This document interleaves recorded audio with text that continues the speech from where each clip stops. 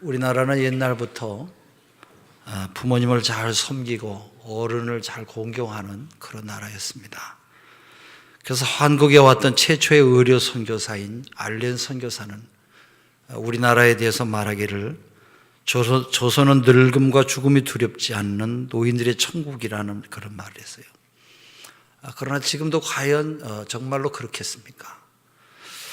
유니세프라고 하는 유엔 아동기금에서 태평양 지역의 17개 나라 청소년 1만 명을 대상으로 어른들을 존경하는지에 대해서 조사를 했어요. 이 질문에 존경한다고 대답한 우리나라 청소년들은 13%, 최하위였다고 그래요. 그리고 어른을 전혀 존경하지 않는다고 하는 학생은 20%로 다른 나라는 2%인데 비해서 우리나라는 10%가 10배가 넘었다고 그래요. 그러므로 부모 공경의 문제가 정말로 심각한 문제가 아닐 수가 없습니다. 그러나 부모를 공경하는 사람에게는 하나님께서 그 가정의 자손에게 복을 나눠주시죠. 유명한 영국의 역사가 에드워드 기반은 로마 제국의 멸망사라고 하는 유명한 책을 썼어요. 수많은 학자와 학생들과 많은 사람들이 이 책을 읽고 감동을 받았어요. 오래전부터 많은 학자들은 강력하고 완벽했던 로마 제국이 어떻게 해서 멸망했는지에 대해서 관심을 가지고 그 원인을 다각적으로 조사하고 연구하고 발표했습니다. 이 에드워드 기본은 로마 제국의 멸망의 원인이 젊은 사람들에게 있었다는 것이에요. 물론 로마 제국이 도덕적으로 타락한 것도 한 원인이 되겠고 외적의 침입도 있었겠습니다만 가장 중요한 원인은 젊은이들에게 있었다는 거예요. 그 당시 로마의 젊은이들은 대로마 제국이라고 하는 자부심과 부귀에 도취되어서 지나온 역사와 로마 제국을 이끌어가는 어른들의 지혜와 경험과 판단력을 다 거부했어요. 다시 말해서 노인들, 이 어른들의 경력과 지식을 거부하고 노인을 멸시했어요. 실질적인 예로 그 당시 로마의 젊은이들은 로마의 원로원인 로마를 이끌어가는 국회의원들에게 반기를 들었어요. 그래서 60세 이상의 노인들은 다리 밑으로 떠밀어 버리라고 하는 그런 구호를 외치고 다녔다고 그래요. 에드워드 기반은 이렇게 어른들의 말을 듣지 않고 부모의 말을 듣지 않고 언론도 무시하고 시행착오를 겪다가 결국은 로마가 멸망했다고 하는 그런 결론을 내렸습니다. 불란서의 역사를 보면 69명의 왕이 집권한 그런 기록이 나와요. 그 가운데서 세 사람의 왕만이 백성들로부터 한없는 존경을 받았다는 거예요. 존경을 받은 왕들의 공통점은 모두 친어머니의 젖을 먹고 친어머니의 품에서 자라난 그런 왕이라고 하는 사실이 밝혀졌어요. 어머니의 사랑을 통해서 진정한 사랑을 체험한 왕이 그 사랑 때문에 백성들을 깊이 사랑할 수 있는 그런 마음을 가지게 된 것이에요. 어머니의 사랑을 받고 살았다고 하는 것이 이렇게 중요한 것이에요. 저는 이 말씀을 준비하면서 이 독재자들의 어머니는 어떤 사람일까 하는 그런 생각을 해봤어요. 여러분, 세기에 아주 무참하게 백성들을 죽인 히틀러의 어머니, 그 히틀러의 어머니를 보면 유대인을 600만 명이나 죽인 홀로코스트의 주인공인 히틀러는 어린 시절에 어머니의 탈선을 보고 자라났어요. 히틀러의 아버지는 행상을 하는 사람이었는데 어떤 때는 물건을 다 팔 때까지 일주일 또는 한 달이고 집에 들어오질 않았다고 그래요. 아이들과 함께 힘들게 산 어머니의 고통은 아마 이만저만이 아니었기 때문에 이러한 중에 히틀러의 어머니는 홀로 외로움을 달래지 못해서 주변의 남자들과 부정한 생활을 시작했다는 거예요. 이런 생활하다가 돈 있고 권세가 많은 세속 유대인 남자를 사귀게 되었어요. 이런 부정한 모습을 눈치챈 아들 히틀러는 아버지, 어머니에게 제발 그렇게 하지 말라고 간곡히 눈물까지 호소하면서 그 유대인 돈 많은 부자와 관계를 청산하라고 몇 번이나 부탁을 했습니다마는 그의 어머니는 결국 이런 생활을 청산하지를 아니했어요. 그래서 심지어 나이 어린 히틀러는 이 어머니 정부인 이 유대인을 비참하게 죽일 계획을 세우기까지 하게 되었다고 그래요. 이런 일이 계속되면서 히틀러의 마음속에는 유대인에 대한 강한 적개심과 참을 수 없는 강한 증오심이 어려서부터 자라나게 되었어요. 그러던 어느 날 히틀러의 손에 권력이 주어졌어요. 그리고 그 권세는 유대인들을 멸절시키려는 무서운 참극으로 발전한 것이에요. 부모와의 근본적인 관계가 잘못되면 이런 큰 비극이 시작이 되는 것입니다. 이런 엄청난 역사는 한 가정의 부모와 자식의 관계에서부터 출발한다고 하는 것을 우리가 잊어서는 안 될 것입니다. 한 가정에서 자란 아이들이 부모와 아름다운 관계 속에서 사랑과 축복을 받으며 성장하는 것은 하나님의 은혜예요.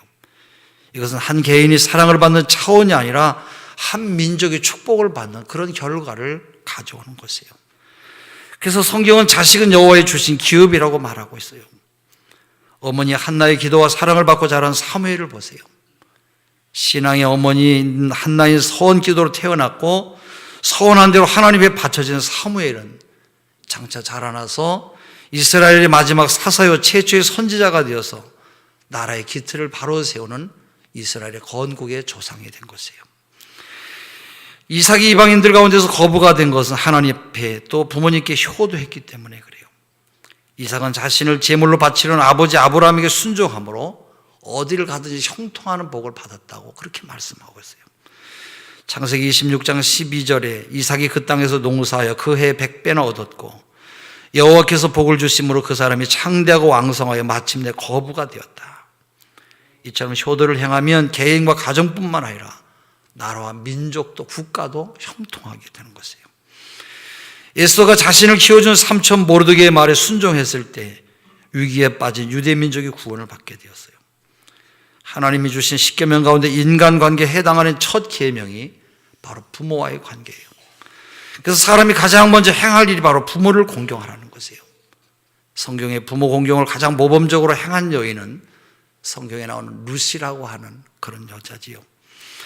우리가 부모를 어떻게 섬길까 하는 것을 배우려면 룻을 통해서 배워야 된다고 생각해요. 룻기서는 구약 성경 1장부터 4장까지 아주 짧은 그런 내용입니다만은 그 룻은 어머니와 함께 어려움을 잘 참고 견딘 참 귀한 여자예요. 그래서 효도는 누구와 함께 하는 것이냐? 바로 부모님과 함께 하는 것이에요. 룻은 나오미라고 하는 여인의 며느리예요. 나오미는 그의 남편 엘리멜렉과 두 아들 말론과 기룡과 함께 베들레헴에서 살고 있었는데 갑자기 기근이 들어서 당장 먹고 살 길이 막막해지니까 이웃 나라의 모압 땅으로 이민을 갑니다. 거기서 두 아들은 각기 장가를 가서 아내를 맞이했는데 이 룻은 모압 여인으로서 둘째 아들의 아내예요. 이 가정에 불행이 닥쳤어요. 남편도 죽었고 두 며느리의 아들들도 모두가 다 죽었어요. 이제 그들의 이 가정의 어른 되는 이 나오미는 고향으로 돌아갈 수밖에 없었어요. 남편도 죽었고 두 아들도 죽었기 때문에 이 나오미는 두 자부에게 그들의 고향인 모압 땅으로 돌아갈 것을 친정으로 돌아가라고 이야기했어요. 사실 자식도 없는 젊은 여자들이 남의 나라에 가서 시어머니와 함께 산다고 하는 것이 여러분 어려운 일이지요. 나오미의 첫째 며느리는 시어머니 곁을 떠났습니다만 둘째 자부 룻은 시어머니 곁을 떠나지 않겠다고 말해요. 그 룻기서 1장 16절에 보면 나를 어머니로 떠나며 어머니를 따르지 말라고 돌아가라 강권하지 마십시오. 어머니께서 가시는 곳에 나도 가고 어머니께서 유숙하시는 곳에 나도 유숙하겠습니다. 어머니의 백성이 나의 백성이 되고 어머니의 하나님이 나의 하나님이 되리니 어머니께서 죽으시는 곳에 나도 거기 죽어서 장사될 것입니다. 만일 내가 죽는 일 외에 어머니와 떠나면 여호와께서 내게 벌을 내리시고 더 내리기를 원합니다. 이렇게 고백을 해요. 어머니 가시는 곳에 나도 가겠다는 거예요. 어머니가 유숙하시는 곳에 나도 유숙하겠고 어머니가 죽는 곳에 나도 함께 죽겠습니다. 어머니와 죽는 일 외에는 나를 결코 어머니를 떠나지 아니할 것입니다. 내가 살고 죽는 모든 것을 시어머니와 함께 하겠다는 것이에요. 여러분 이처럼 함께하는 마음이 효도의 근본이에요. 육체적으로 함께하지 못하더라도 마음으로라도 함께해야 돼요. 자녀들이 어릴 때부터 부모님과 함께하는 생활로 훈련돼야 돼요. 더 많은 시간을 함께 지내야 돼요. 함께 거하고 함께 먹고 함께 마시고 함께 일하고 함께 나누고 함께 즐기는 생활이 되어야 돼요.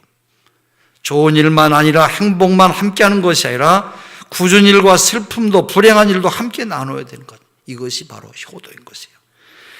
룻과 같이 부모님과 죽는 순간까지 모든 것을 함께 하겠다고 하는 마음이 우리 가정 가운데도 이루어져야 할 것이에요. 또한 효도는 희생을 통해서 이루어지는 것이죠. 룻은 시어머니의 고국에 도착을 했어요. 그러나 시어머니의 고향이 아주 매우 낯설었어요. 사람들의 모습도 낯설었고 언어도 낯설었고 풍습, 여러 가지 일 등 이 모든 것이 자기네 고향하고 달랐어요. 더구나 너무 가난해서 일할 땅도 없었고 일을 시키는 사람도 없었어요. 그러나 일을 하지 아니하면 무언가 일을 하지 않으면 굶어 죽을 수밖에 없었어요. 룻은 가만히 있을 수가 없어서 들판에 나가서 추수하는 사람들 사이에서 추수가 다 끝난 다음에 남긴 이삭을 줍는 그런 일을 했어요. 이 밭의 주인인 보아스는 룻에게 동정심을 품고 저 여인에게 식사까지 갖다 주라고 그렇게 공급을 해요. 룻은 이삭을 자유롭게 있을 뿐만 아니라 먹을 것까지 얻게 됐어요. 근데 룻은 이 식사를 아껴서 자기만 먹은 것이 아니라 집에 혼자 계신 어머니에게까지 갖다 드렸어요. 이와 같은 룻의 행동은 우리에게 어머니를 잘 공경하는 따뜻한 마음을 우리에게 보여주고 있어요. 룻은 시어머니를 아주 지극정성으로 공경을 했어요. 보통 상식으로 볼 때 고부간에는 사이가 좋지 않고 갈등이 있는 법이지요. 근데 룻은 자기 고향 땅을 버려가면서까지 시어머니를 따라와서 지극한 정성으로 아주 공경을 잘했어요. 하늘 같은 남편이 귀한 줄 알면 그 남편을 낳아주신 시어머님을 잘 공경해야 되는데 요 사이는 시부모를 갖다 버리기도 하고 굶든지 먹든지 전혀 상관하지 않고 무심하게 내버려두는 자식들이 얼마나 많은지 몰라요. 자기들은 비싼 옷과 비싼 음식을 사느라고 많은 돈을 쓰면서 시부모는 전혀 돌보지 않는 그런 자녀들이 얼마나 많이 있습니까? 룻은 시어머니를 지극한 정성으로 공경을 했어요. 룻은 남편도 없고 자식도 없습니다만 지극한 정성으로 어머니를 섬기는 아주 귀한 여자였어요. 남편이 있든지 자식이 있든지 하면 그 정에 얽혀서 하는 수 없이 공경할 수도 있겠다고 말하겠습니다만 룻은 남편도 없고 자기의 혈육도 아무도 없는데 어머니를 따라와서 이 베들레헴까지 와서 섬겼어요. 그것도 자기 나라가 아닌 외국 시어머니를 외국에까지 따라와서 섬겼으니 여러분 이거보다 더 큰 효도가 어디 있겠어요. 또 룻은 재산도 없는 시어머니를 아주 잘 공경했어요. 부잣집 자식들이 효도한다는 말이 있어요. 왜냐하면 재산 분배할 때 손해볼까 봐 형식적으로도 효도를 한다는 거예요. 그러다가 재산을 상속받고 나면 그때부터 부모를 천대한다는 거예요. 룻은 재산이 하나도 없는 거지 같은 시어머니 돼도 지극한 정성으로 아주 잘 섬기는 순수한 효도를 했어요. 참으로 착한 여자예요. 또한 룻은 외국인 시어머니를 아주 잘 섬겼어요. 그래서 룻기서 1장 16절에 보면 어머니의 백성이 나의 백성이 되고 어머니의 하나님이 나의 하나님이 되고 어머니가 죽으시는 곳에 나도 죽겠습니다. 여러분 이렇게 고백했으니 얼마나 훌륭한 여러분 며느리입니까? 성경은 세상의 다른 어떤 종교보다도 효도를 가장 귀하게 여기고 있어요. 세상의 어떤 윤리나 도덕의 교훈보다 성경은 효도를 우리에게 더 강조하고 있어요. 신명기 5장 16절에 너는 너희 하나님 여호와의 명한 대로 네 부모를 공경하라. 그리하면 너희 하나님 여호와가 네게 준 땅에서 네가 생명이 길고 복을 누리리라. 그랬어요. 잠언서 23장 25절에 네 부모를 즐겁게 하며 네 낳은 어미를 기쁘게 하라. 오늘 본문에도 그렇게 말씀하세요. 하나님 말씀대로 살려면 우리가 부모를 공경을 잘해야 돼요. 성실하게 살고 의롭게 살고 바르게 사는 것이 여러분 효도하는 것이 아니에요. 잠언서 20장 24절 상반절에 의인의 아비는 크게 즐거울 것이요. 그랬어요. 우리 사이가 어른과 스승을 공경하는 그런 방법을 배워야 돼요. 부모를 공경하는 것은 내가 잘되고 장수하는 비결이라고 성경은 말씀해요. 어른을 공경하면 아이들이 잘 돼요. 여러분 이것은 인류의 여러분 철칙으로 가르쳐야 돼요. 룻이 희생을 통한 이 효도할 때 하나님께서 그의 가정과 가문의 복을 나눠주셨어요. 룻은 이미 말씀드린 것처럼 계속적으로 이삭을 줍는 복을 받았어요. 또 룻은 주인인 보아스의 종들에게 보호를 받는 그런 복도 받게 되었어요. 룻은 먹을거리를 공급받았고 그 외에도 할 수 없는 순종을 할 때 더 근본적인 복을 받게 되었어요. 나오미는 룻에게 보아스가 잠자리를 펼 때 그 발치에 들어가라고 하는 그런 명령을 해요. 사실 이것은 매우 어려운 일이고 위험도 따르는 그런 일이에요. 그러나 룻은 시어머니의 명령에 그대로 순종했어요. 그때 하나님의 복이 이 가정에 임했어요. 이 사건을 통해서 보아스는 룻의 죽은 남편의 땅에 대한 소유권을 회복받게 되었고 또한 룻은 보아스의 아내가 됨으로 이스라엘의 시민권을 갖게 되었어요. 또한 보아스를 통한 한 아들을 낳게 되었어요. 그 아들의 이름이 바로 오벳이라고 하는데, 이 오벳은 다윗의 아버지인 이새의 아비였어요. 룻은 이스라엘의 대왕, 이 다윗의 가문을 이루는 큰 복을 받게 되었어요. 그리고 결국 예수 그리스도의 조상이 됩니다. 여러분, 효도는 우리가 이 땅에서 축복을 받고 살아가는 삶의 비결이 효도예요. 요셉의 삶을 여러분 살펴보세요. 사실 그의 아버지 야곱은 훌륭한 아버지가 아니었어요. 그럼에도 불구하고 요셉은 아버지의 야곱을 공경했고 아버지 야곱의 말씀에 순종했어요. 아버지 때문에 자기의 젊은 시절을 다 망쳤습니다마는 그래도 가장 어려운 시기에 아버지를 봉양하고 형제들에게도 엄청난 은혜와 사랑을 베풀었어요. 요셉은 순종의 사람이에요. 요셉이 가로되 내가 아버지의 말씀대로 행하리이다. 바로 이러한 모습이 요셉의 축복된 삶을 살게 된 비결이에요. 하나님께서는 오늘도 부모님의 말씀에 순종하고 부모님을 공경한 요셉에게 나렸던 그런 복을 우리에게도 함께 나르실 줄로 믿습니다. 예레미야 35장을 보면 레갑 족속에 대한 이야기가 나와요. 이 레갑 족속 후손들은 조상 요나답의 명령을 따라서 하나님의 말씀을 순종하기로 결정해요. 그러자 하나님께서 선지자 예레미야를 통해서 말씀하셨어요. 예레미야 35장 18절 9절에 보면 예레미야가 레갑 족속에게 이르되 만군의 여호와 이스라엘의 하나님이 같이 말씀하시기를 너희가 너희 선조 요나답의 명령을 존중하여 그 모든 훈기를 지키며 그가 너에게 명령한 것을 행하였도다. 그러므로 나 만군의 여호와 이스라엘의 하나님이 이같이 말하노라. 레갑의 아들 요나답에게서 내 앞에 설 사람이 영원히 끊어지지 아니하리라. 여러분 뭘 말하고 있습니까?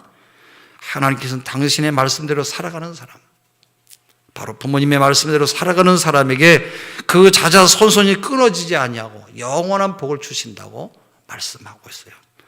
할렐루야. 효도는 우리 자녀들을 여러분 잘 되게 하는 그런 비결인 것이에요. 여러분 하나님의 말씀대로 부모님을 잘 공경해서 여러분뿐만 아니라 자손 만대 하나님의 복을 받는 여러분의 가정이 되시기를 바랍니다. 부모님의 말씀에 순종하고 부모님을 공경하는 것은 부모님만 기쁘게 하는 것이 아니라 이 말씀을 명령하신 하나님도 기쁘게 하는 일인 것을 기억하시고 부모님 말씀에 순종하고 최선을 다해서 효도하시는 그런 믿음의 사람들이 되시기를 바랍니다.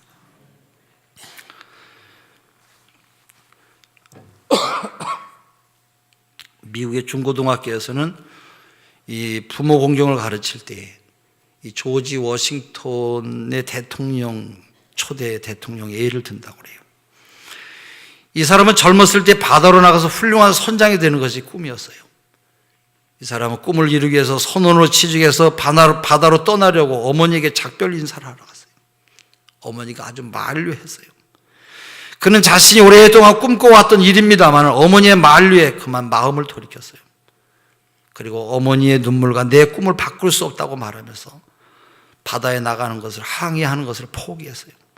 그는 훗날 선장 대신 미국의 초대 대통령이 되었어요. 여러분 하나님의 명령대로 살려면 우리가 부모를 공경해야 돼요. 왜 그래요?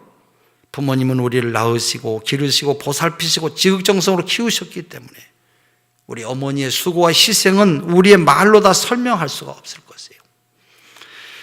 빅토르 위고의 소설 가운데 나오는 이야기인데 불란서 혁명 이후에 불란서는 큰 혼란에 빠졌고 모든 백성이 빈곤에 허덕이고 있었어요. 그때 어느 부대 하나가 이동하면서 군인들이 이 숲속을 지나가고 있었습니다. 지나가다가 기아에 지친 아줌마가 세 아이를 데리고 길가에 쓰러져 있는 것을 봤어요. 너무 배가 고파서 더 이상 걸을 수 없어서 쓰러져 있는 이들의 모습을 보고 불쌍히 여긴 상사 한 사람이 이들에게 빵 한 덩이를 던져줬어요. 어머니는 지체 없이 이 빵을 세 조각으로 나눠서 아이들에게 주었어요. 아이들은 정신없이 받아 먹으면서 아주 그렇게 기뻐했어요. 이 광경을 보던 젊은 병사가 상관에게 물었어요. 저 어머니는 배가 고프지 않은 모양이죠? 상사는 대답했는데 그게 아니야, 어머니이기 때문이야. 여러분 이게 바로 어머니예요. 어머니는 굶으면서도 자식에게 먹을 것을 줘요. 자기 입에 들어간 것은 없지만 아이들이 빵 한 조각을 먹으며 기뻐하는 모습을 보고 더 기뻐하며 만족해하는 것이 어머니예요. 저는 우리 가정이 어렸을 때, 우리가 가난하고 어렵게 힘들게 살아갈 때 우리 밥을 먹으려고 하면 어머니가 자주 그런 얘기를 하셨어요. 나는 밥 생각이 없어서 안 먹겠다고. 나는 그때는 정말로 어머니가 배가 불러서 안 먹는 줄로 그렇게 생각했어요. 나중에 커서야 어머니의 그 깊은 뜻을 알게 되었어요. 밥은 적고 자식들이 먹어야 할 식사는 많지 않고 부족하니까 항상 나는 생각이 없다 식사를 하지 않으셨어요. 여러분, 밥을 앞에 놓고 못 드신 그 어머니의 마음이 얼마나 힘드셨겠어요. 그 당시에 많은 부모님들은 본인 자신을 굶으면서도 자녀들에게는 이처럼 사랑으로 키우신 것이에요. 자녀들에게만은 남들보다 더 기죽지 않게 살게 하기 위해서 온갖 희생과 정성과 수고를 아끼지 않은 것이에요. 또 제가 어렸을 때 밤중에 열이 펄펄 끓어오르면서 고통스러우니까 칭얼대는 저를 아들을 업고 간호를 하셨어요. 그때 어머니는 시골에서 어떻게 할 길이 없으니까 제 기억으로는 초등학교를 입학했을 때인지 아닌지 잘 모르겠지만 하여튼 어렸을 때예요. 밤새도록 몸이 아픈 나를 달래면서 밤을 새운 것으로 기억을 하고 있어요. 여러분, 어머니가 아니면 누가 그렇게 하겠어요? 지금도 어머님을 생각하면 마음이 고통스러운 것은 잠을 주무시다가 어머니가 갑자기 20년 전에 돌아가셨어요.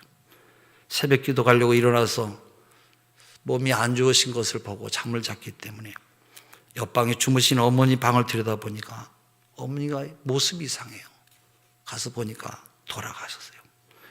유언도 한마디 하지 못하고 자녀들을 위해서 29살의 남편을 잃고 청산 과부가 되어서 고생만 죽도록 하시다가 이 심근경색적으로 말씀 한마디 못하시고 68살에 돌아가셨는데, 그때 우리들이 드리는 적은 용돈으로 약도 사 먹고 병원도 다니시곤 했는데 장례를 치르면서 보니까 용돈을 아끼고 그 용돈을 벽에 밑에 감춰두셨어요. 이게 왜 그랬나 그랬더니 큰아들 임직식 할 때, 장로 임직식 할 때 양복해 준다고 그 돈을 아끼고 또 아껴서 돌돌 말아서 쓰지도 아니하고 고이 간직하셨는데 결국 임직식도 보지 못하고 돌아가셨어요. 어디 여러분, 우리 어머님만 그러시겠습니까? 이 땅에 많은 어머니들이 자식 사랑하는 그 사랑 때문에 오늘 우리들이 여기에 이 자리에 와 있는 줄로 믿습니다. 우리 한번 어버이 노래 한번 부르겠습니다. 우리 어버이 노래. 나실제 괴로움 다 잊으시고 기르실제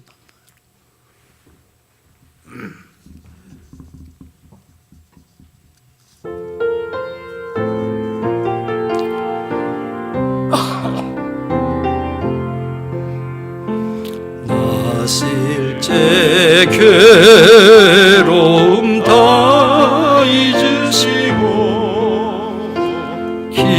기르실제 밤낮으로 애쓰는 마음, 진자리 마른 자리 갈아뉘시며 손발이 닳도록 고생하시네. 하늘 아래 그 무엇이 높다리요. 어머니의 희생은 아이 없어라. 나이가 들면 어머니를 잊을 줄 알았는데 자꾸 나이가 들수록 어머니의 그 아름다운 모습, 그런 것이 내 마음을 늘 짓누르고 있습니다. 우리가 성실하게 살고 의롭게 살고 바르게 사는 것도 중요하지만 부모님을 경히 여기지 마시고 부모님의 마음을 헤아리면서 사는 것, 그것이 효도인 것이에요. 박상철 서울대학교 의과대학 교수가 치력과학 노화 연구소를 차리고 조선일보와 함께 전국을 다니면서 취재를 했어요. 우리나라에 100세 이상 되시는 분이 150명 정도 되는데 이 150명의 100세인을 전부 인터뷰한 결과 장수의 요인은 유전이 아니라 생활 양식이나 환경이 중요하다고 하는 그런 결론을 내렸어요. 100세가 넘어도 치매에 걸리지 않고 성경을 읽고 신문을 읽고 전혀 불편함이 없이 활동하는 부모들은 대부분 가족관계가 좋았고 특히 며느리나 자식들에게 공경받는 그런 부모였어요. 그 중에서도 특히 고부간의 관계가 좋은 사람, 착한 며느리가 있는 사람이 더 장수를 했다는 것이에요. 부모가 없는 부귀와 권세와 지식은 자녀를 망하게 하고 부모까지 실패자로 만들어요. 엘리 제사장의 두 아들은 부와 권세와 지식은 있었습니다마는 효도가 없었기 때문에 불량자가 되었어요. 그들은 하나님과 사람 앞에서 저지른 죄로 인해서 블레셋 사람들에게 죽임을 당했을 뿐만 아니라 아버지 엘리 제사장까지 모두가 다 함께 죽고 말았어요. 그러나 예수님은 전세가 효자로서의 생애였어요. 예수님이 효자로 세상에 태어났고 효자로 사셨고 효자로 죽으셨어요. 예수님은 하늘과 땅의 완전한 효자였어요. 하나님께도 효자요, 육신의 몸을 입은 사람으로서 부모님에게 효자였어요. 12살 때 아버지와 어머니와 함께 나사렛에 내려가 순종하며 받들더라 그랬어요. 소년에게도 순종을 했어요. 무슨 순종입니까? 아버지는 목소였는데 아버지를 도와서 목소의 일을 날마다 수고했고 거기서 육신의 아버지 요셉을 따라 30년을 그 가정에서 순종을 하며 살았어요. 30세 되던 해 예수님이 드디어 하나님의 아들로 나타나서 유대 땅을 거니시며 만나는 사람들에게 천국 복음을 전파하시고 회당에서 가르치시고 병든 자를 고치기 시작했어요. 그는 하나님의 뜻을 이루기 위해서 부모님이 계신 집을 떠났어요. 여러분, 진짜 효자는 부모를 떠나야 되는 것이에요. 떠나라고 하는 말은 부모를 버린다는 말이 아니에요. 그건 불효예요. 예수님은 부모를 버리는 것이 아니라 떠났어요.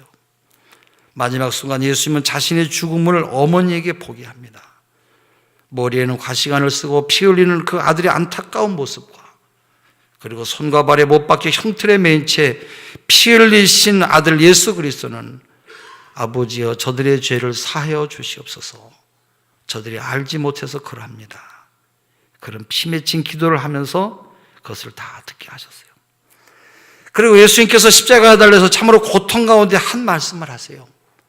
여자여 보소서 아들이니다.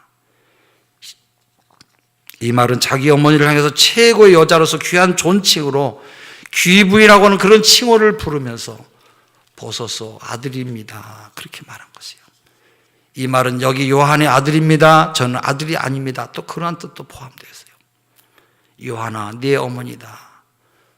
요한은 그 이야기를 듣고 그때부터 에베소에서 어머니 마리아를 모시기 시작했어요. 예수님은 저 천국으로 가시면서 그 어머니를 바로 천국으로 인도했어요. 우리들도 이런 일을 해야 되는 것이에요. 어버이 살아계실지 섬길 일 다하여라. 지나간 후이면 애달다 어찌하랴. 평생에 고쳐 못할 일 이뿐인가 하노라.